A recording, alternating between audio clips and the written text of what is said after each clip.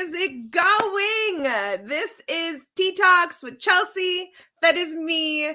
And we're going to have an amazing night tonight. I am so pumped. I'm excited.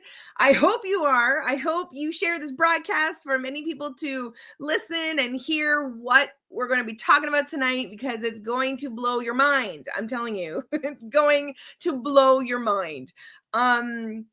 We have very special guests on tonight, and I know that I've been talking about this night actually for about 3 weeks now on my other shows, and it's been a lead up, and I'm just so excited for you all to be tuning in tonight. We have Phyllis Hill and her daughter Echo Vetter, and it's going to be amazing, and I can't wait for you guys to hear emotions, feelings, connection codes, and what this is all about, and ladies' night, and the intimacy part about it. It's just we're going deep, guys. That's what tonight's all about. We are going deep. And so I hope you are excited like me. I just want to say hi to some people who are watching already. Hi, Hope. Hi, Melissa. Hi, Elizabeth. Blessings to you too as well. This is so good, so good. Just, tell me where you're watching from. I mean, I know last time we had some people watching from Australia, so that's kind of cool. Hi, Shane. Yes. Hello, Shane. Oh, my goodness. This is so good. You guys, we're going to take some time to let some people come on so that they don't miss out on really, really mind-blowing things that are going to revolutionize if that's a word, revolutionize. I make words. It's okay. If you've been following me, you'll know I make up words. That's just how this is going to go. But you're going to be mind blown, and maybe a different perspective of what marriage and sex and intimacy and everything that is under the umbrella of relationships, even parent and child relationship, and what that looks like, connecting together. Maybe this is just a completely different perspective for you. I just want you to know, keep your heart opened, okay? Keep your mind open, because maybe this is just something you've never heard before, different ways. And that's what's so beautiful about this, is that we get to have so much resources, because God is the ultimate resource store that we can pick from. And so this is everything that you're going to want to know about. If you like relationships, if you like connecting, if you like community, please share this broadcast. Please listen to what is going to be going on tonight, because it's just so good. Oh my goodness. Hi, Joanne. Nice to see your face. Watching from Ontario. That's awesome. So good. So good. Oh, tonight I am, like I always do this. This is my choice of cup today. That's right. We need to give ourselves some credit sometimes. All right. So this is how I feel tonight. Gorgeous. Just drinking straight black coffee. No. This is Tea Talks. This is not coffee. This is tea. I am drinking straight black tea. I get confused because my husband drinks straight black coffee. So I am drinking tea. What are you guys drinking tonight? Karen, hi from Lloydminster. Yes. Karen, you are amazing. And I think I've seen you before, and I think I've asked this so many times, but you're part of, you know who Lisa Heap is, right? Oh my goodness. Oh, thank you. So good. Hi, Marissa. Yay. So good. So, before we get started here, because I have some lovely ladies who are waiting to come on. I can't wait. I just wanted to mention last Saturday, the Saturday that just happened, the 22nd, we had ladies revival night. It was so good. I had my friends, Hope, who is watching tonight on, had my friends, oh my goodness, Melkea. Okay, I had my friend Shamim had come on as well. Had my friend Natalie Chevalier. Oh, it was such a good night. And the presence of God was really strong. There was worship at the beginning, but then there was all of a sudden just random worship at the end. And it was so good. And I hope you were encouraged if you tuned in. I hope you felt hope And I also hope that you felt refreshed for this week coming, because that's what Ladies Revival Night is all about, is for you to be refreshed, for you to be encouraged, for you to feel and to know that there is God that is right beside you, and he is there all the time with you. So that was what we were talking about. Do not fear, God is near. That was the slogan of that night. And I love it. Yes. Hi, Pam from Texas. Oh, somebody's drinking coffee. That's okay. That's okay. I still love you. I'll drink my tea though. Gonna have a good conversation tonight. If you're just tuning in, we're having Phyllis Hill and her daughter Echo Vetter, and I'm hoping I'm saying Vetter or Veter. I'm not quite sure, but I'll find out very soon exactly how to say the last name. But I'm just very excited for you guys to meet them and for what we're going to be talking about, connecting with either our spouse or our children, or what that looks like in relationships. You know, the whole hashtag relationship goals. Well, this is for real. This is the real relationship goals right here. So please write things down. I got ready. I'm ready with my pen and my notepad. All right. I hope you are too. So without further ado, I am going to show you a beautiful video that will explain in a nutshell exactly what we're going to dive into. But right after that, we're going to go deeper. All right. Enjoy. Please do connection codes. We are not exaggerating. I wish I did connection codes before we got married 22 years ago. I'm Wes. And I am Tira. And we've been married for 13 years now. Yep, with 4 young kids. Yes. But having the connection codes then talk to us and giving us, oh my gosh, like literally, you want to talk about your feelings, here you go. This is a script to say in 4 minutes or less. Hi everyone, I'm Tanya. I did the class 3 times. There were some tears through some of the sessions, but so it's such a blessing. Even just one day with them has changed the whole course of our relationship and our future. And we are just so grateful because we know that we would not be where we are without even just the simple tools like the emotions wheel. What was so beautiful is even just the way they unpacked the science behind it. And we walked away with so much understanding, with so many tools. This is going to be life-changing for me as a husband, as a father, just to apply these tools. It was nothing short of life-changing. This tool has helped us to have the words to say to each other when words are really hard. It's helped us to connect in a very short amount of time when there is chaos all around us all the time. This is a tool anyone at any stage of their relationship can use. The earlier the better, and it completely can transform every part of your relationship.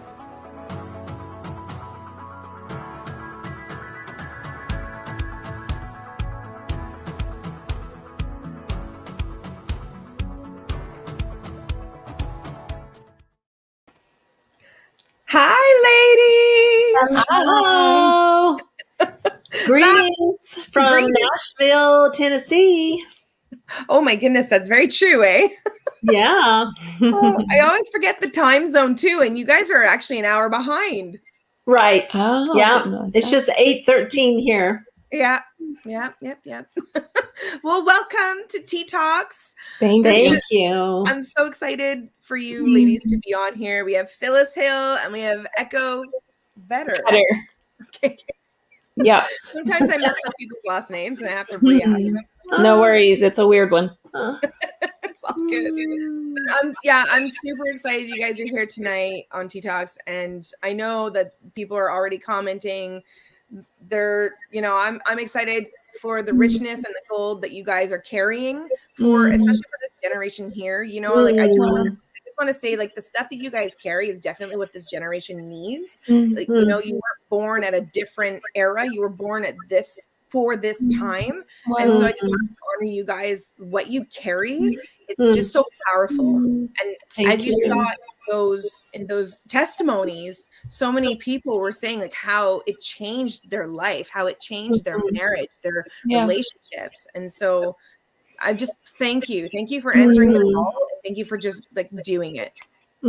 Absolutely. Yeah. Well, a lot of, as our story comes out of our pain, Glenn and I have been married almost 40 years, and we thought we had all the right ingredients. We thought, okay, we love God. Glenn was a man of scripture. Like when I met him as a teenager, that's what drew me to him. So we thought we had all the right ingredients. And we dated through high school, even though it was long distance. And so we would see each other in the summer or here and there. And, 4 years in, we got married, again, thinking we had everything that it takes to start off and have a great marriage. And our honeymoon was the shock. It was the moment, it was like right off the bat that, we had saved,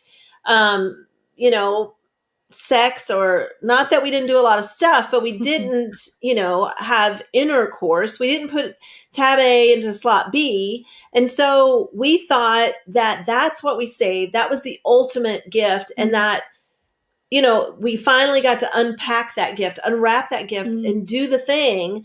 And it was so disappointing to me, so almost shocking. Like, this is what we saved. I was confused on my honeymoon. No one had talked to me ahead of time. So, I grew up in one of those families where sex was not talked about. And even in the church, there was no talking about it. In youth group, there was no talking. We just knew of what not to do, like the bad part, or it was never even just like explained. It was just more like, don't you do it till you get married, or you'll die, you'll go to hell, or you'll get pregnant and there's nothing worse. Right. Everything is just the ultimate worst. And so we thought, okay, we did that right. So check mark. We did everything right. And then our honeymoon for me was such a disaster. And coming off that honeymoon, I didn't know who to talk to.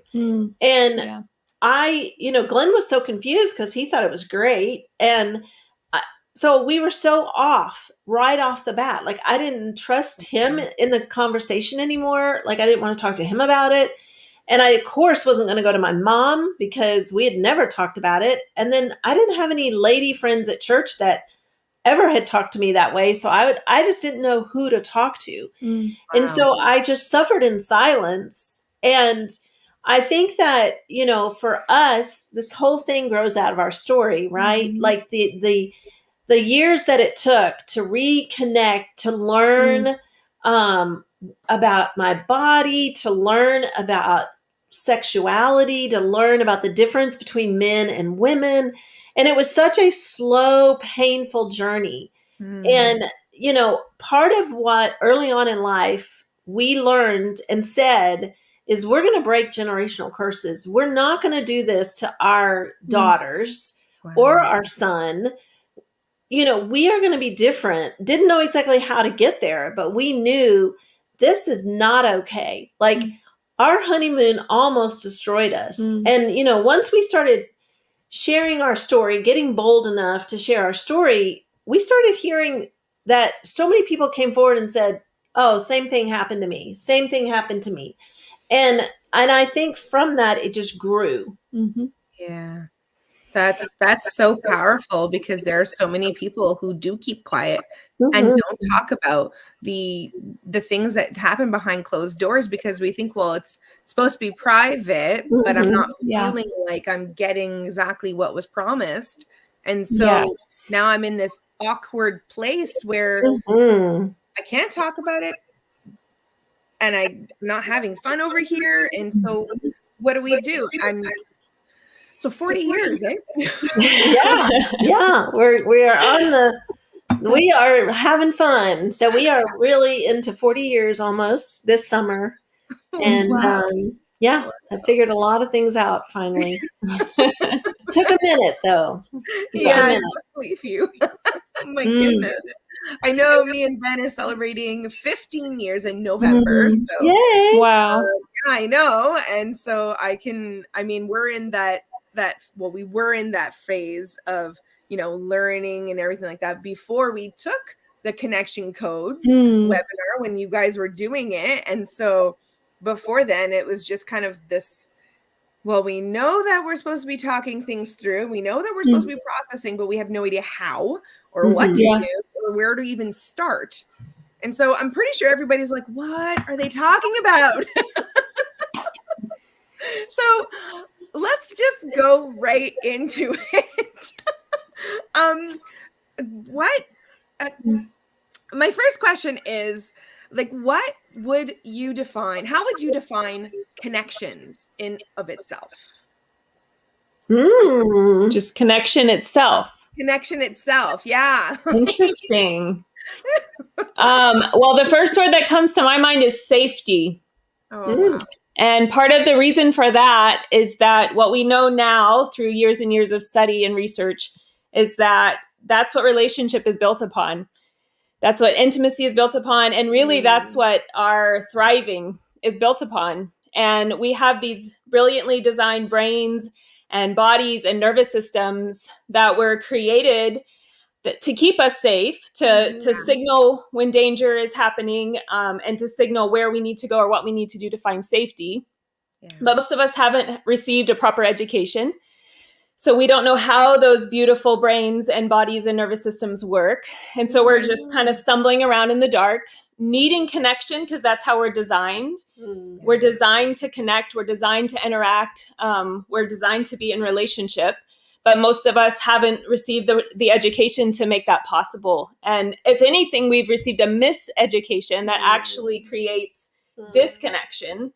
So not only are we not experiencing the thing we're designed for, we're experiencing pain instead. We're experiencing disconnection instead. Wow. So what I think of now, all these years later, definitely from learning the connection codes and having an understanding of that now and how that plays into our mental health and how that plays into our relationships.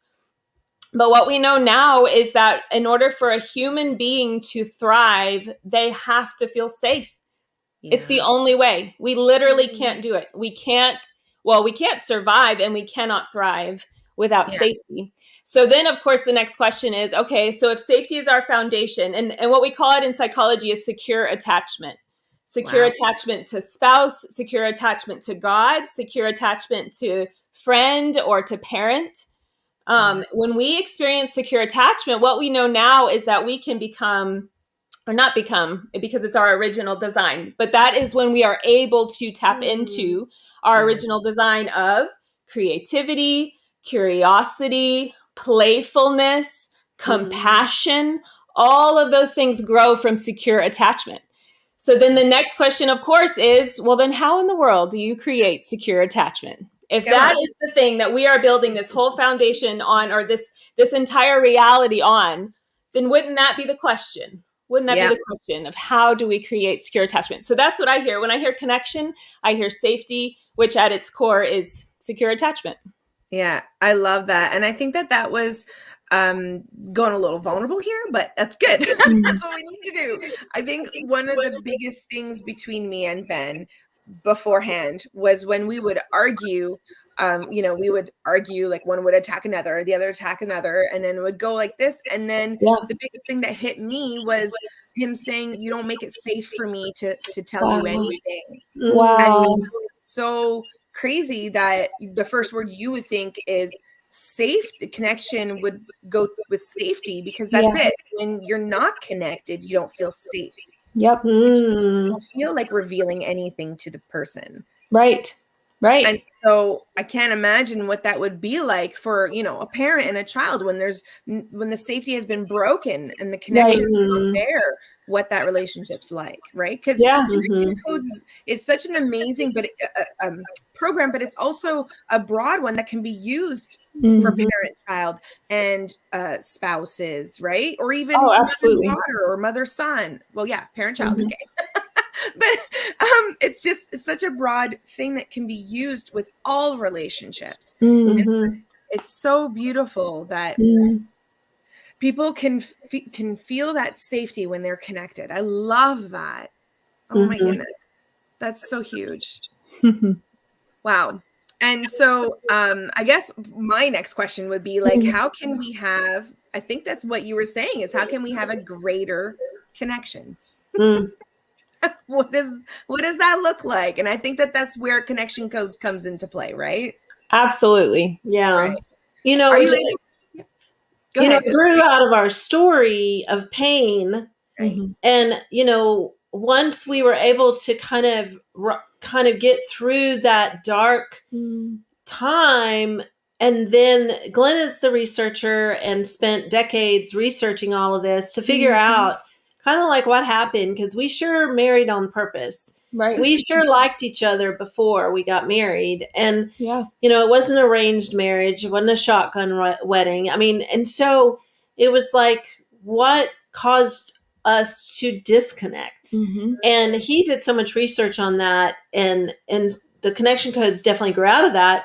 And for a long time we didn't understand that you've got to have really good emotional connection to have really good intimate connection, sexual connection. It's like, if you don't have the emotional, there's such a huge gap between the two. And so, again, that's part of our journey and what we learned and then, put into practice. I love how Echo got involved. And of course, growing up in our home, she's the oldest of our 4 children and is very similar to her dad. So she has that same mind and, so they have incredible conversations. And when Glenn started writing the book, he would talk to Echo about every chapter and just in developing it all. So she was learning it as he was writing it. And then you asked me to get involved, where it was like, can you guys write this together? Yes. Can y'all just work together and get this project completed? Done. Right. And so, it felt like an immersion in this incredible education that I didn't ask for or didn't even know what I was getting myself into. That became a complete paradigm shift for me after him working for years and years and years to put this together. And then me having the privilege of writing or co-writing with him and just learning all the ins and outs that he had mentioned many, many times over the years, but that I had never just sat for hours, literally hundreds of hours and processed, interacted with or asked questions about. Like, we hadn't had that kind of intense interaction about it before until we started writing the book. And it was phenomenal and it changed my life forever. And he presented it all through a marital lens because that's his focus, his private practice. Most of his clients are married couples. So when he started writing the book, it was through that. It was, here's marriage tools. And then the more we talked and the more he taught me, the more I was like, I think I could probably use this with other people too. Like this. And actually the first thing that came to mind was, I can do this with my kids. I can interact this way with my kids. And so I went home and did, and it changed our home within one interaction. I'm not exaggerating. I wouldn't believe it except that I was there kind of thing, where it's like, that doesn't even make any sense. What are you saying? But as my brain was finally able to process what I was learning, it was like, I have to try this. I'm going home and I'm trying this. And I tried it with one of my kids, like interacting in this different way. And it was we had never had an interaction like that ever. He's highly emotional, highly sensitive, lots of tears, lots of expression at all times. And I didn't know what to do with that for so long. And as I was learning these new tools, it was like, okay, we're going to try this. And I go home and he processes and we connect even in his emotion and like this. And it was like that moment change where it was just like, okay, I'm sold. Like, I'm convinced and you'll never convince me otherwise. This is the way to interact with people. So here we are. That's amazing. 5 years later. And it's like, instead of the big meltdown, you're able to process it right then and there with him. Right. So part of it, and of course it feels like we're talking in code. So let's try to put a few legs on it. So we are all emotional creatures. We all experience emotion, but we have received definitely a lack of education, even a miseducation about what emotion is, and then what to do with it. We all experience emotion through our entire lifetimes, and it affects us deeply. Often, if we experience it every day. So without that education or with that miseducation, not knowing what to do with emotion is a very, very challenging reality. It's a very challenging existence. And what happened for me with one of the child that I went home to interact with, what I had been doing his whole life without realizing it was resisting his emotion. So he would come to me with emotion, and what I had understood, what I had been trained to do through culture, was to try to stop it as fast as possible, to argue with him, to try to convince him that it's not as bad as you think it is, I promise, to encourage him, distract him, remind him of how blessed he is. Yeah. And I did this day after day after day for years, of course, without it ever being effective and without feeling like I was connected to him. Couldn't understand him. He didn't feel safe with me. We would have these massive explosions often. And then I would feel like I'd lost him. Like he would go, he was just out of his mind with emotion. And I didn't know how to bring him back to me. He was totally disconnected. And so basically, in the most simple term possible, I went home. And the very first time he came to me with intense emotion that I, as an adult, would say was unwarranted, right? I, from my adult perspective, would go, you're making way too big a deal out of this. Like, that's what's happening in my head. But it's like, okay, I'm not doing that. I'm not doing that because I'm learning this new thing. So we're going to try this new thing. And so I literally go home. He comes running in the house because he has, I think, the tiniest scrape that you can't even see. And he comes to me weeping.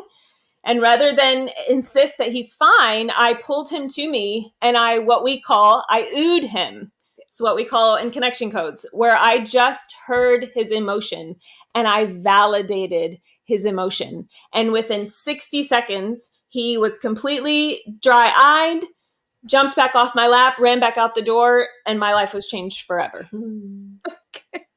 Forever. I just sat in shock because this would have, in the past, been a minutes or hours long interaction with him. And it was 60 seconds. It was over. And I called Dad. I literally called Dad, was like, I don't know what just happened, but my life has changed forever. So here we are, and we haven't looked back. We haven't looked back since.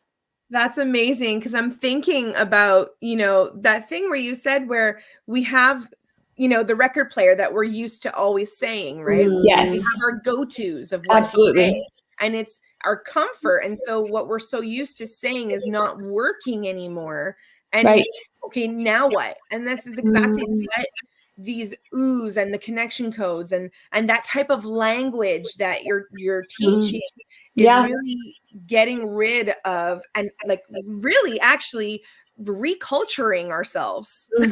Absolutely. We call it rewiring.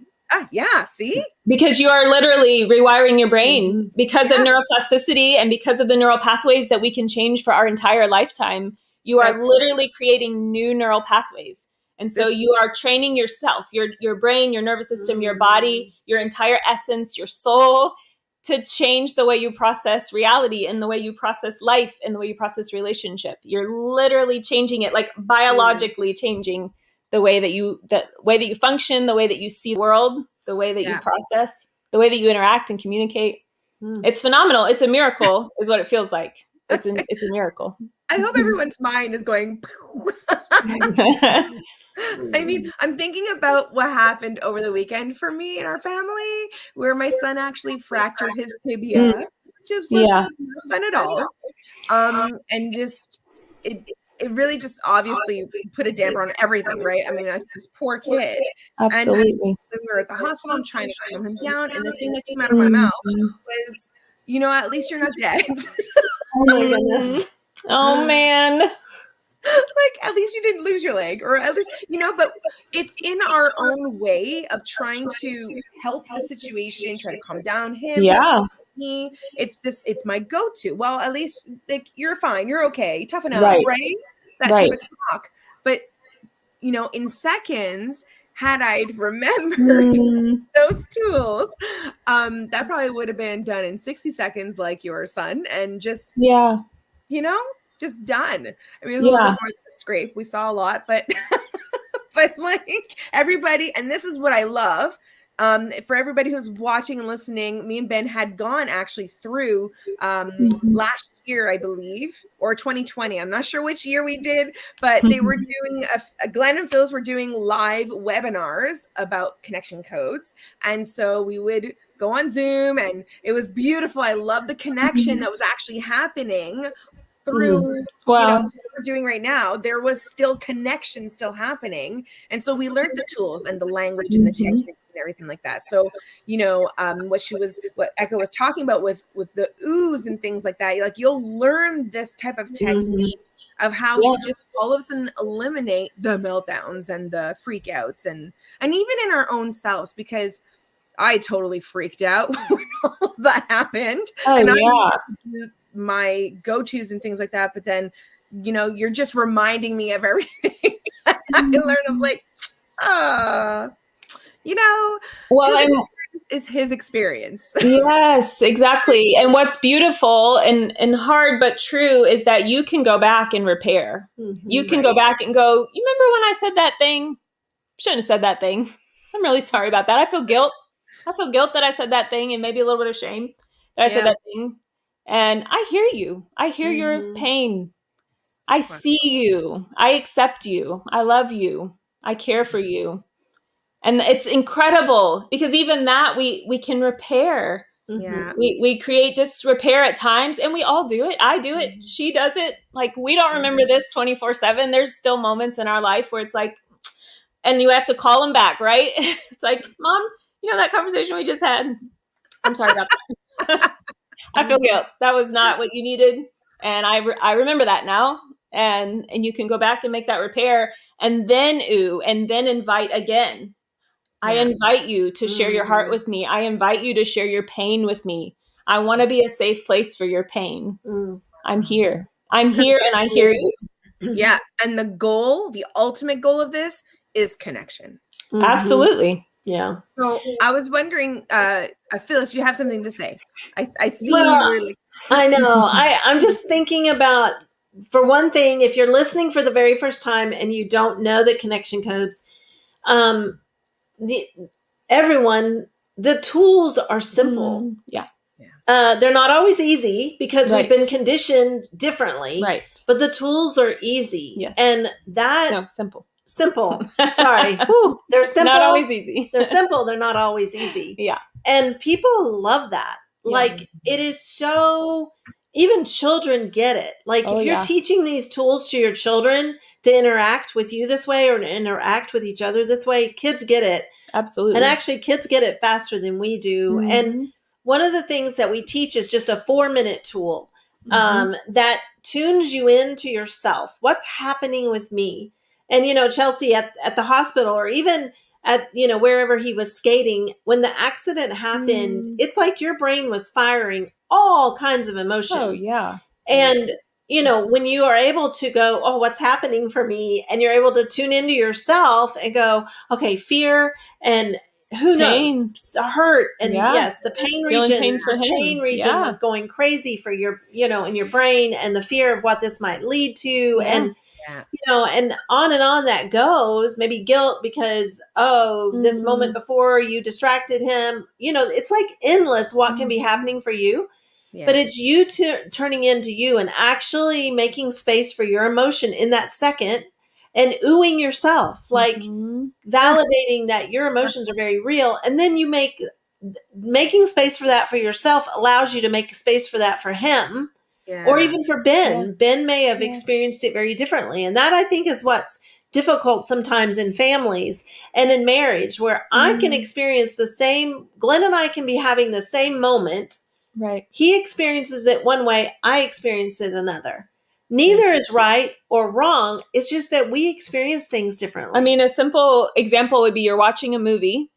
So you're sitting side by side on the couch. You're watching the exact same movie. One of you is flooded with joy. The other is flooded with sadness. Yeah. And it's like, what is that? You hook your brain up to the monitor and I'm having joy and she's experiencing sadness. That can't be, right? We're watching the same movie. I can't have joy if she has sadness. But here we are. And that's how it happens. And it's true. And that's why just hearing each other rather than trying to argue or convince the other, no, not joy, sadness, or no, not sadness, joy, right? We could do that till the cows come home and no one's going to change their mind. I'm still going to experience it as joy. I'm not trying to experience it as joy. It's just what's happening in my brain. She's not trying to experience it as sadness. It's just what's happening in her brain. So we can kind of back off and just say, interesting. I hear that you experience this particular thing as sadness. I experience it as joy. How interesting. Tell me more. And we can even lean into curiosity at that point. Like when we don't feel like it's our job to change a person's emotion or to correct it or to eliminate it, when we remove ourselves from that job description, we can get curious. And when we get curious, we're able to process and we're able to connect. Curiosity is a big part of connection as well. Oh my goodness. This is definitely not a moment to say curiosity killed the cat, because this is the moment where curiosity actually is freedom. Absolutely. Yes. Absolutely. Yes. We can experience so much peace when we allow ourselves to just be curious. I'm just thinking about that movie with the little characters in the brain, the emotions. Inside Out? Yes. Absolutely. Inside Out and connection codes are kind of telling the same story, just through different mediums. Absolutely. Are you able to give in a nutshell? Because I don't want you to give everything away, because I want people to register. This isn't the goal. I want people to register to connection codes, because it's just so powerful and real. And guys, if you're listening, like, this is good stuff. Like, that will change your life and relationships and connections. But if you're able to give a little nutshell of what people can expect when they register to connection codes. Well, if you're doing an e-course, it's a 4-week or 4-part. You could do it. You could binge watch it in a weekend, but it's 4 different sections, and it's kind of it's an incredible foundation to everything that we've talked about, and much, much more in understanding kind of the human body and how it connects to our emotions, how it processes through our body, how it affects our immune system. And there's so much science. Glenn comes in with all the science, and he kind of teaches there. There's a PowerPoint, so you can really see it clearly. And then after about 30 minutes, there's like a break with assignments. So you answer the questions, which really makes you think deeply on, what was I taught? And how do I experience this? And then after the break, you have another, 30 minutes. And it's a really understanding how we are made. And I think that for so many of us, we were miseducated from a very young age. And we share our own personal stories through that. I share about like being the youngest of 8 children, growing up in Germany as missionaries after World War II. I was taught at a very young age to be quiet. In our house, you were quiet. With 8 kids, quiet. And so there was no expression of need. There was no emotion was not tolerated, and questions were not asked. It was like when one got a whipping, we all got a whipping. It was just very, very, very structured. Well, that conditioned me to grow up as a teenager and then as a young adult to not express needs and not know how to find myself and not know how to tune in. And I remember at an early age saying, Glenn has enough emotions for both of us. I don't need emotions. Wow. And I really believed that I could opt out. And I lived that way until I was almost 50 years old. And at 50, my body stopped functioning. And it was the hardest year of my life, the year my mom was dying. And I didn't want to be sad. And so I said, no, I'm going to opt out. I'm going to opt out of being sad. And Glenn was doing all this research, and he's like, babe, your brain is firing sad. And I said, I don't have time to be sad. Wow. And there was a lot of other stuff going on that year. I was building a company, and it had grown. It had tripled in size in the first quarter. And it was like I was just running on fumes. And so my body stopped functioning. And then I had to slow down, which I think for women, it's very hard for us to slow down. Yeah. And I had to tune into myself, and I didn't like it, and I didn't want to do it. And I resisted it until my body said enough. And that was scarier. So when my body stopped functioning and I stopped sleeping, then I said, okay, this is so terrifying. Now I'll pay attention. Wow. And so, I'm an advocate of don't wait until your body completely shuts down.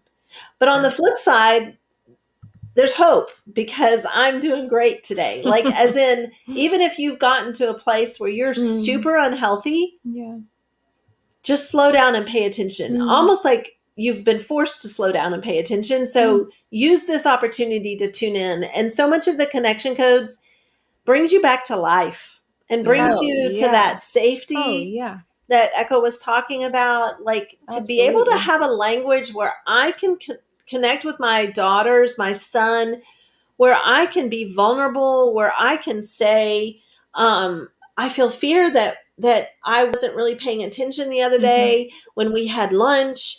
I can just be honest about that. And then Echo can say to me, oh, Mom, I get that. Yeah, I see that. But no, I was good. I was good. And I think with most of us, we don't have those kinds of relationships. We think we're honest, but we always hold back a little. Like, we keep ourselves kind of protected. Sure. And so then we store all that up. We store it in our body. We hold all of that in. And our bodies weren't built to hold all that in. We were built to let that out. And eventually it'll come out one way or the other. Yeah. I think there was, I love when you said about how our brains can actually shut down from emotions. Because, and that's so powerful because I really feel like that's exactly, as much as I love social media, because here we are on social media using it, but if we're not using it for the right thing, it can actually shut down our emotions. Because when you're swiping through different kind of reels or whatever they are that you're looking at, one thing could be a hilarious thing, so you're experiencing joy, but then that's not enough. We swipe again, and then there's sad situation where there's been a divorce and so on, right? You're reading the captions and you're like, oh, I feel sad. But then you swipe up and like, oh, another funny cat video. But the problem is that we swipe so fast that we're not able to process that emotion right away. And so all of a sudden we stop processing emotion and we're just swiping. And that's it. So it's just completely shut down. Yeah, it's pretty scary.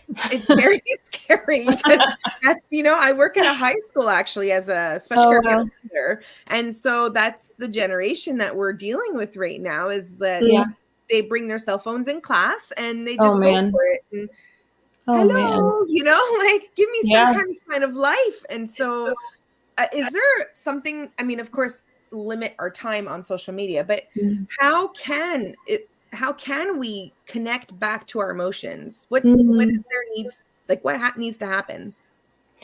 Well, one of the ways to do that, and of course, stillness, I think that was what you just mentioned, stillness, and we've known this, and we know this. It's the practice of it that's so challenging. We know it cognitively. We all know that being more quiet and more still is beneficial.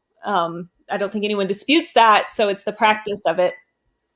But as far as like an actual tool for those of us who are disconnected and who have been for a very long time, because that's what we were conditioned to be. One of the ways that we start to reconnect to that is literally to tune into our sensations. And when I first started learning that, it really threw me for a moment of like, what does that even mean? What does that feel like? What are you talking about? But exactly what went through my mind when you said that. I was like, yes. But what you'll start to notice, that the more practice you have with this and the more your neural pathways begin to shift and this becomes more natural, it starts to feel natural, is that emotion is released in your brain. It courses through your body. It creates sensation. Sometimes it creates intense sensation. So we all know what indigestion feels like. Most of us know what heartburn feels like. We know what tightness of chest feels like, or rapid breath, or headache, or the tightness in your shoulders. So what you'll start to notice as you begin to reconnect to your emotion and kind of slow down and tune into yourself is that emotion is connected to sensation.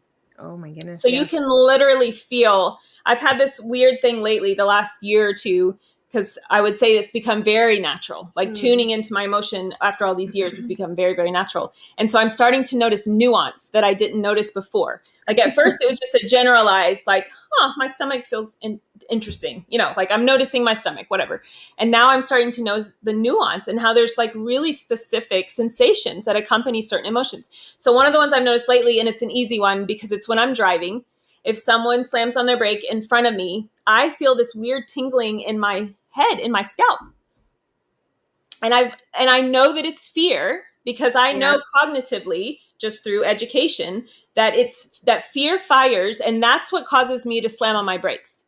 Wow. It's not like this well thought out plan. I don't slam on my brakes because I've stopped and I've written a paper and I've decided, yep, that's a good plan. I'm gonna slam on my brakes. It is instantaneous. Yeah. If I see a red light in front of me, close to me, the fear that fires in my brain instantaneously causes me to react by slamming on my brakes. But what I've noticed lately, because I'm starting to notice all these nuances just from having done this for so long, is that it creates, and it's very brief. It's like maybe 3 seconds. It's this weird like tingle in my head. So my fear, and I don't know that that's true for everybody, but my fear, and I experience other sensations as well, but one of the sensations I experience is tingling in my head. So you can start to notice and start to tune in to your belly, to your chest, to your throat, to your shoulders, to your head, and just ask yourself. And that's where the curiosity is so important, because what we want to do, what we've been trained to do through a lifetime, through culture, is to, instead of getting curious, we judge. Yeah. So I get hit with fear. What do? Do I get curious? No, I judge myself for it. I shame myself for it. Wow. Don't be scared. You shouldn't be scared. You know better. You're smarter than that. You're stronger than that. You shouldn't be feeling fear. Well, I'm not trying to feel fear. I have this God-designed brain in my head that is releasing fear. That's all that's happening here. This is not a character flaw. This is not a bad attitude. I'm experiencing fear because the brain that God designed is releasing fear into my body. That's what's happening here. So rather than lean into shame and judgment and criticism of don't you dare do it, don't you feel fear, don't do it, instead to lean the other way of fear. Interesting. What is that fear telling me? And then we start to learn, like, part of the whole equation is that emotions are messengers. Yeah. So then you're like, okay, well then what is the message? Like, what are they messengers of? They're messengers of need. Yeah. So when we tune into the emotion and we start to learn the need, guess what happens? We learn how to meet those needs. And guess what happens when we meet the need? We create secure attachment. Yeah. And then we're able to connect. We're able to connect with self, with God, and with each other when we can create secure attachment. And it all works together. You can't take one piece out of it. It is a puzzle. It all works together. You have to have it. And it is how God designed us. Yeah, absolutely. That we are designed to connect, but also everything within us connects itself. Our emotions are connected to our body pains or body whatever, and our body pains are connected to the emotions that we may not be expressing or are expressing or just feeling. So it's absolutely just boils down to connection and the whole point that God designed us to connect. Yeah. And what's so incredible when you learn to speak your emotion again is that you are able to convey. So part of it is that we all consider emotion to be kind of like a damaging force. Most of us believe that. Yeah. And the reason we believe that is because we don't know how to process emotion. So what happens is it's not the emotion that's a damaging force. It's the unprocessed emotion or the emotion that comes out sideways. So anger, for example, I can process anger without hurting someone, without going to their house and causing damage to their property or damage to their body, damage to their being, right? That is possible, but we have to have an education that teaches us how to do that. If we know how to process emotion in a healthy way, then we can separate the belief that emotion is damaging, because now you just have the emotion. It's not actually the emotion that's damaging. It's the actions that are damaging, or it's the dis-ease that develops from the unprocessed emotion that's damaging. The emotion itself is not damaging. It's the lack of education that's damaging. It's the miseducation that's damaging, that then leads to either dis-ease in your body or action that causes harm to self or that causes harm to other. And that comes from unprocessed emotion. So when we learn how to speak it, convey it in a healthy way, rather than to choose actions that kind of discharge the emotion or discharge the pain, but in an unhealthy, harmful way, then we can separate those two beliefs. We can separate the emotion from the belief that it is harmful or that it is damaging. Wow. So in the e-course, I mean, we really do hold your hand and walk you through how to understand how the body functions, that your brain houses emotions, how to listen, because we kind of come into it with our own story going, we know that we've been miseducated. Like we are aware. We're not even judging that. We're just aware. And one of the tools that we developed is called the core emotion wheel.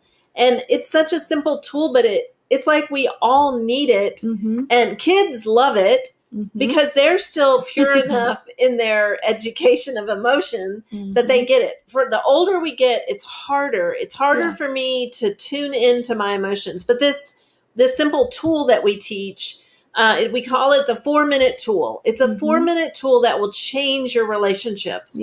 And, you know, there's so much you can take away from the e-course, but that tool alone is so life-changing. And, you know, for me, I love what Echo was saying as far as the sensations and tuning in. Once you're able to even give yourself permission to listen, and then you go, I want to understand this pain region of my brain. I want to understand loneliness. I want to understand hurt. I want to understand anger. I want to understand guilt. And you tune in to what is there. If we could all afford being hooked up to a brain scan, we would have it. We would be educated about it all the time, but we cannot afford that as a human, the world. And so, you know, maybe that'll come in our lifetime, but so it's like we have to figure it out. And I love what Echo was saying about sensation. And for me, a new one is sad. I know when it's coming. It's heavy. And it's engulfing. Wow. And I've never had that before. It's like I've now able to tune in. And for me, what it's telling me is if at all possible, get outside. And I had that moment today where all of a sudden I just felt the heavy coming on, and I went on my front porch and I closed my eyes and the sun was just beaming, and I just stood there and I breathed deeply and I took in that sun, and I thought, oh, thank you, God, for the moment of sunshine right now. Wow. And it's like it was acknowledging the sad. I don't even know what I didn't even try to like. I mean, I knew there was several things that had happened this weekend that was a lot. And so I know that some of my sad is from that, but it was just releasing it. It just made such a difference. And I think that I don't know if which one of you said it, but we've judged ourselves so harshly that as soon as that feeling comes on us, we stop it and we judge it and we throw it away instead of going, wait a minute, I need to tune in, because really, I needed that sunshine. Wow. I needed to get outside and I needed to stand on my front porch and breathe deeply and tune into that and the powerfulness of the sun. And I think that, you know, by pushing away, we're not letting it out. And so there's a lot of tuning in that we have not done. And what I love about the connection codes is just those simple tools that teaches you the basics and then says, okay, here's the tool to do it. And you can do it if you're married, you can do it with your spouse. If you're a parent, do it with your kids. If you're alone, if you're single, do it with yourself. You can journal it. You can journal it. You can do it through prayer. It's such a powerful tool. And, you know, you get, we haven't mentioned this, but on our Instagram at Connection Codes, there is so much information and so many great videos, and you can just dive in. And then you can go to the website and get the e-courses, or if you can even schedule a coaching session with Echo through the website. You can get a counseling session with Glenn or with the two of us, Glenn and I. So there's a lot of resources that we have available to really deeply dive into this. So our prayer always is that you've heard something that sounds different enough that you'll become curious, and that curiosity will lead you down this road to join this journey with us. And, you know, we don't want to just give you something and go, well, good luck. We really want to see it played out in your life and give you as many resources as possible, you know, to see that happen. Tools and support. Yes, it takes tools and support is super important for us. And I know, Chelsey, you had mentioned even before we got on and went live that, you know, all last year we did a ladies only night. And it was Echo and I, and then a really dear friend of ours that did it with us. And it's a 12 series course that is now on our website. So if you are really interested in just even diving into what women would say to women, that's something that we also have to offer. Well, kind of what we did is we took the connection codes, concepts, and tools, but then kind of put them through the lens of what needs are we seeing amongst women specifically? Like what are most women? What are some of the themes? And what are the stories that we're hearing? And how can we kind of shift this to specifically address that, to address those needs or those gaps or that miseducation? And in some ways, it's the same miseducation for all of us, male and female. But there seem to be some specific, I don't even know what you call it, some struggles or some issues that arise, particularly related to sexuality and related to body image and related to burnout and unmet needs that are specific to women. So we kind of took all of the tools and then shifted them just a little bit and changed our stories, like ran them through, okay, how does this apply? How does it apply to young women? How does it apply to wives? How does it apply to mothers? And let's address those issues. Let's address those topics. The needs that we have seen through all the work that we've done and all the people that we've been interacting with. Yeah. And it's so true what you were saying about the whole sexuality part is because, you know, like how are you supposed to, okay, for married people, how are you supposed to have sex with your husband when you don't feel sexy? Right? Yeah. So processing all of those things. Yeah, absolutely. Important. So I love that you guys are doing this. This is Yeah. so needed. Well, and such a big part of that is emotion. Like we don't realize that you describe it as feeling unsexy, but what's the emotion beneath that? For a lot of us, it's shame. We feel shame about the way we look or the way we move or the way we sound or how equipped we are or not equipped. So if we can process that shame and unlearn some of those narratives around that shame, that goes straight to the root. Like we spend so much time up here in behavior land, right? Or action land. And really what's driving that behavior? What's driving those actions? It's what's way down deep beneath it. It's emotion, yes, but it's also belief. So if my belief is that my body is supposed to look a certain way in order for me to be lovable, worthy, attractive, sexy, worthy of attention, worthy of being naked. If I have this whole set of beliefs that tells me, okay, here's your checklist. Well, what happens when I get older? What happens when I get pregnant? What happens when I gain or lose weight? What happens when my hair falls out? Like, what are we doing here, right? Yeah. Life is this ongoing journey. It's this ongoing evolution, and our bodies change constantly. So if our checklist is the checklist we created when we were, 12, 15, 18, because of all the culture we were hearing, the media, the voices, our peers. Yeah. And we've created this list when we're 12 to 18 years old. And now here I am, and I'm 20, and I'm 30, and then I'm 40, and I'm 50, and I've had how many children, right? But my list didn't get updated. Like my belief system didn't get updated. And we aren't taking the time to dive into that. And that's a lot of what we do in Ladies' Night.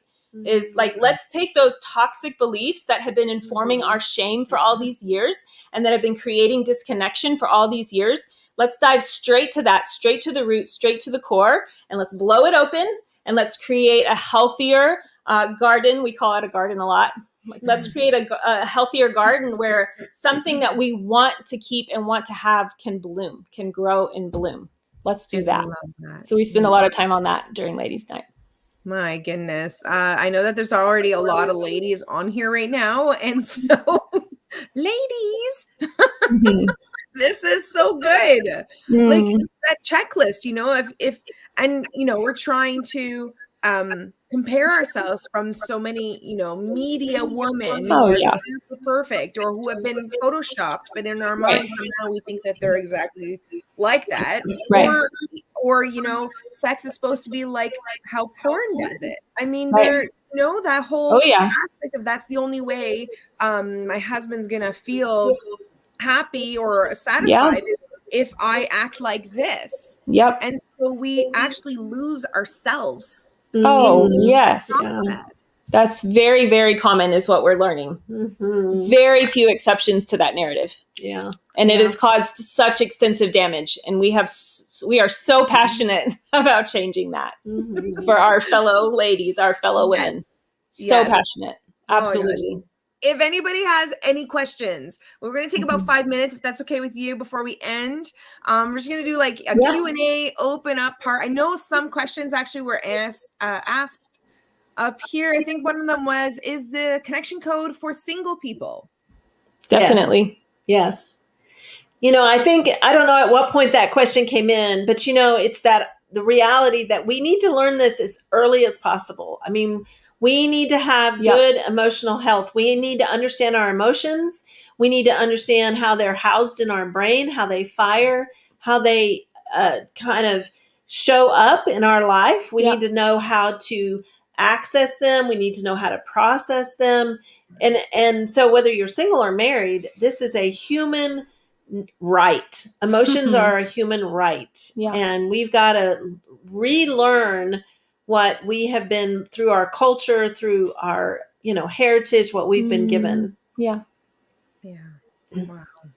That's so I actually have a question among my other questions, but how has this changed your marriage with, doing the ladies' night and knowing the whole emotional wheel and everything, all these tools and techniques? How have this changed your marriage? Well, I'll give one thing through the past year is for me to realize that I was not in tune with my pain points. And this was a thing Echo said to me one day, Mom, what are your pain points? And I was like, what are you talking about? What does that even mean? Not tuning into that and realizing, okay, I don't even know how to really access that. To me, it's like you just do what you got to do, and what's in front of you, you just do it, and you plow ahead and you just push and you go. And so that was a challenge for me in the past year doing ladies' nights, and realizing that it really was for me to be able to talk to Glenn and say, I feel, what he doesn't even notice, which this happened to be a shower incident where he gets in the shower every day and he changes the nozzle to that jet stream that just peels your skin off. And then he doesn't change it back. And he's about 6 inches taller than I am. So for me to get in, I get that shot into my chest. And then I have to reach up on my tippy toes and change it. And I'd been doing that for 8.5 years in this one house, in this one shower. But he had no idea because I'd never said to him, that's a pain for me. And he was so shocked, and of course immediately changed it, and has felt sadness like that I wouldn't have told him. And I said, well, I just felt like I don't have the right to say that to you. Like, then you have to be inconvenienced. And so it's brought a lot of great conversation to us where he's like, I want to know your pain points. I want to be a part of changing things in our life that are a pain point for you. And I just was raised, just suck it up. Just suck it up, and you suffer so the other person doesn't have to be inconvenienced. And so that was a big win for me this past year, is tuning in. And, this all came about from all the discussions we would have, Echo and I would have in preparing for Ladies Only. And that was a huge one that has really shifted things just in the last year in my marriage, is just tuning in and being able to say that. And and of course, Glenn has responded so beautifully, so it's made it much easier. Probably one of the biggest for me, and part of it was the preparations that we worked so hard on for Ladies Night, but connection codes in general as well, because my spouse has been learning it alongside me. But I think it took a little longer, like because I worked so closely with Dad, my education was so intense and so quick And so it really changed the way I process. And for my husband, he was just hearing bits and pieces over these years. So I think it took a lot longer for him to really grasp what we were saying, or this different way of being is what I always call it. It's a completely different way of being. Yeah. The rewiring. So I would say it's just been for him really the last like year and a half that he has begun to express regularly. And he definitely took on the masculine, strong and silent type kind of character. And so what I had thought for so many years was, oh, he's okay. He's fine. He's fine. He doesn't feel, he feels emotion, of course, because everybody does, but not really. Like, he's fine.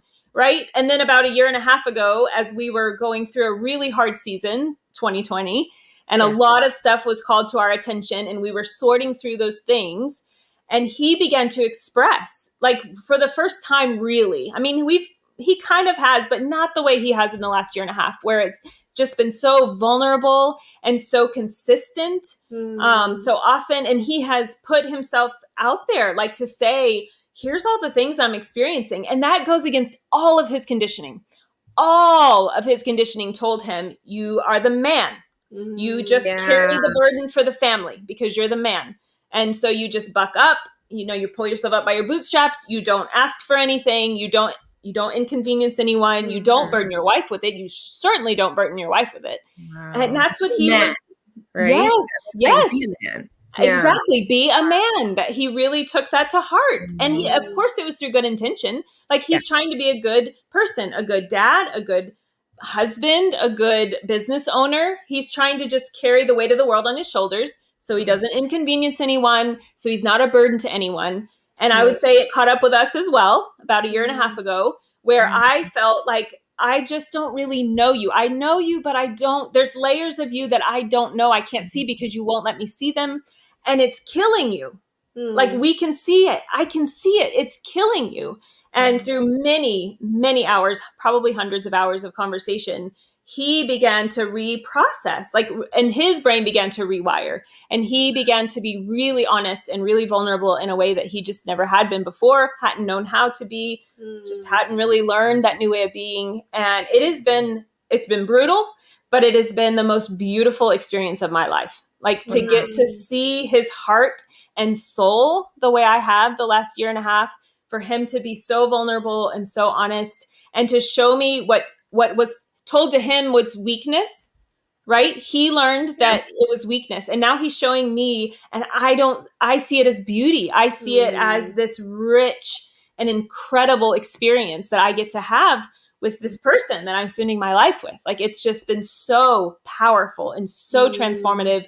And we feel a lot of passion about women's issues, but seeing him transform, I feel almost equally passionate about men as well, like about them getting to unlearn and learn a healthier way of being, a way for them to process emotion too, because they receive that miseducation and they are suffering for it. They're suffering from chronic loneliness is one of the ones we're learning, is that so many men in our culture are dying of loneliness. And part of the reason they're dying of loneliness is that they've been taught not to share emotion. Wow. But emotion is what connects us.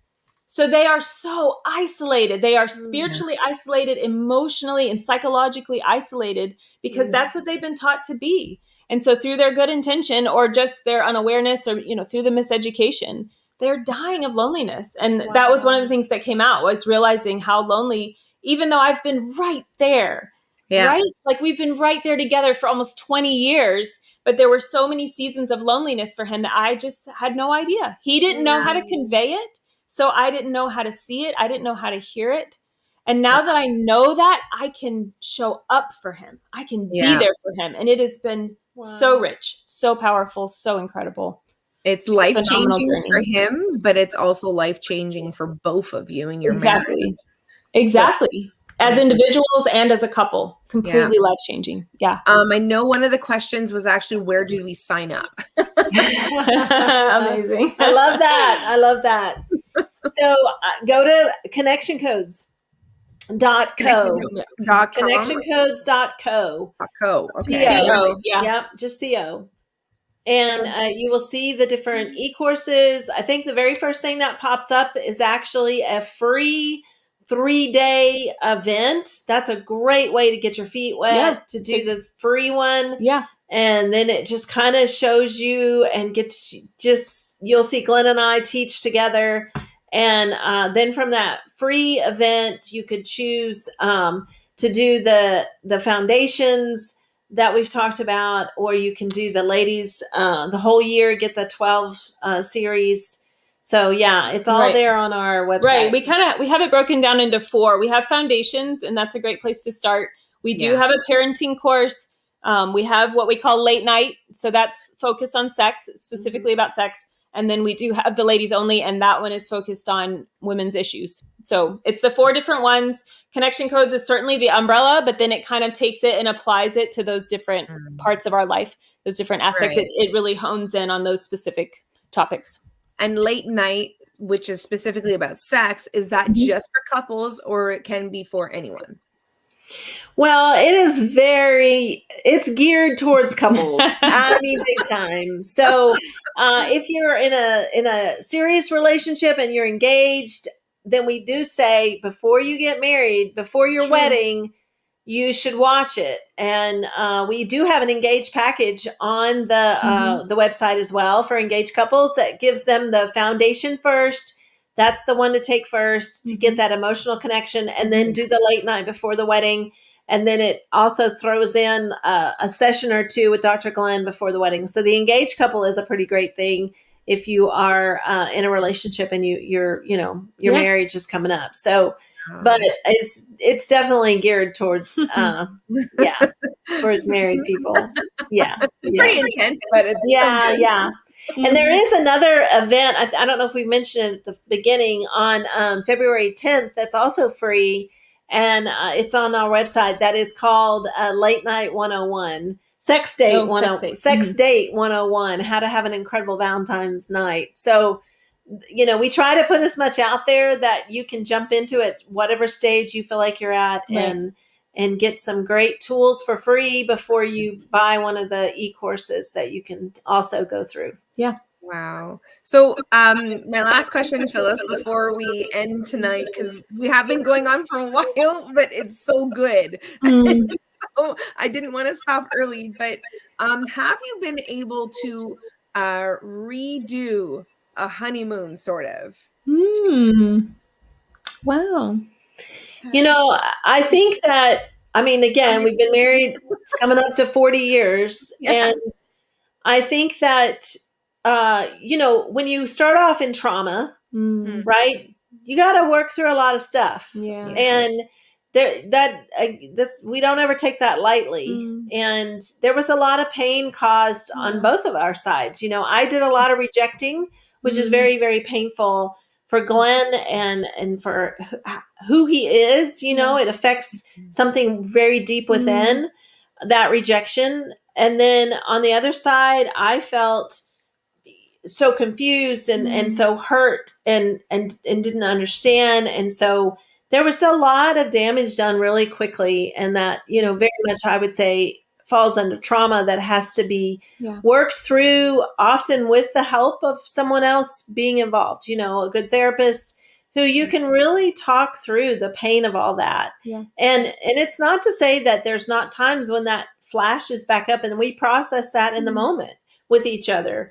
A memory or, just a fear of the pain of that, or, and we don't judge each other for that. We don't go, you should have forgiven me by now. There's never those words spoken. It's always when the brain fires something from a long time ago, you just process it. You just say it. And we make space for that. And then I think that we've been very proactive. Once we figured out how fun sex could be, we got very proactive in making that a super fun part of our lives. And, that's the one we're doing February 10th is called Sex Date 101. We've been super intentional to have a weekly sex date for the past, I don't know, 20 years. Yeah, at least 20 years of our life. And, it's a night that we set aside for fun, and it's all about sex. And so you become very adventuresome, and you it's like you explore, and and so we've definitely turned it into something very fun and a super positive part of our lives. And it's amazing when you think of where we came from to where we are today, in that realm is just quite amazing. Yeah. And so there's a lot of hope, let me tell you, to come through what we came through, and to be where we are today is pretty amazing. Yeah. And it's like a redemptive story, Yeah. right? Yes. We're able to redeem that kind of traumatic time. Yes. Yeah. To now where you are almost 40 years, and you're enjoying each other so much more. Yeah. It's so beautiful. Yeah. Oh my goodness. There is so much here. So much more I want to dive deep, but it's been over an hour, and I don't want to keep you guys on too late. I'm so grateful that because we found you guys through Sean and Michelle Gaby. Yeah. And I'm just so grateful that we did, and that we said yes to the foundations. Did the foundations, then we did the late night, which was healing all in itself. It's just so healing. Little side, a bunny trail testimony actually is when I was growing up, I had quite a testimony that I'm not gonna say right now, but anyways, it's just a lot of bad choices and a lot of pain and abuse and hurt. And so when I was married and a couple years in, I had been given this book that talked about sex and talked about, like some things that you can do and things like that. And sometimes it gets awkward to talk about because I have not been taught to be openly about it. So that's one thing that's been healing in my life, is to not have that awkwardness about talking about sex, that it's okay, that it's been given by God, that intimacy is being given by God. So that healed a lot in my area. But also when I was looking at this book, I could feel the presence of God right beside me. And there was shame, but then there was all of a sudden healing that had happened, because I was like, oh no, I shouldn't be like, learning about these things. I shouldn't know any of this. I should just do the regular, whatever church is telling you to do, kind of positions and things like that, right? Yeah. And so when I was reading these books, I felt the Holy Spirit right there, and then I felt shame, and then all of a sudden I felt just him just saying, you know what, I love you, and this is what I created sex to be about, is to love each other. And it was so healing. And then late night came on, and I'm just like, wow, this is even more healing of things that I've gone through. So whoever is watching and listening, please do foundations, do the late night, do the ladies' night. I mean, do it all, because it's so good in our lives. It's like living. So thank you so much, Phyllis and Echo, for coming on Tea Talks. Absolutely. Thanks for having us. Yes. Thank you, Chelsey. And thank you all Chelsea's friends and followers. We love it. Yes. So good. And I hope you guys get many who register and who sign up and everything. Yeah. And follow us on Instagram, both Echo's posts and mine through connection codes. So we'd love to stay in touch. Yeah, definitely. Oh, good. I'm going to put you guys in the back room. I'll be there in a couple of minutes. Just stay tuned. All right. Bye, everybody. Oh, my goodness. Wow. I am blown away. I hope you are too. I see that you guys are like, wow, amazing. This has blessed me. Oh my goodness. Love that you're covering the sexual part of marriage. That's so needed. Yes, it is. It is so needed. These awkward things that we need to talk about. It's okay. We can't process this all by ourselves. We actually need to talk about these things. And the ladies' night helps us to talk among each other as well, as women, and the things that we're dealing with and not talking about, you know, you never know what your sister is dealing with. It may be something that you're dealing with as well. And so you never know how you can help each other if you don't talk about it, if you don't process it together. Please, please go to connectioncodes.co. Connectioncodes.co. That's a mouthful, but I got it. So you have to say that 10 times, get it in there, rewire your brain like we were talking about. Be more curious, learn more, dive deeper into these things that God has for us, because that's what it's there for us to dive deep, to unlock mysteries about his goodness, about his love.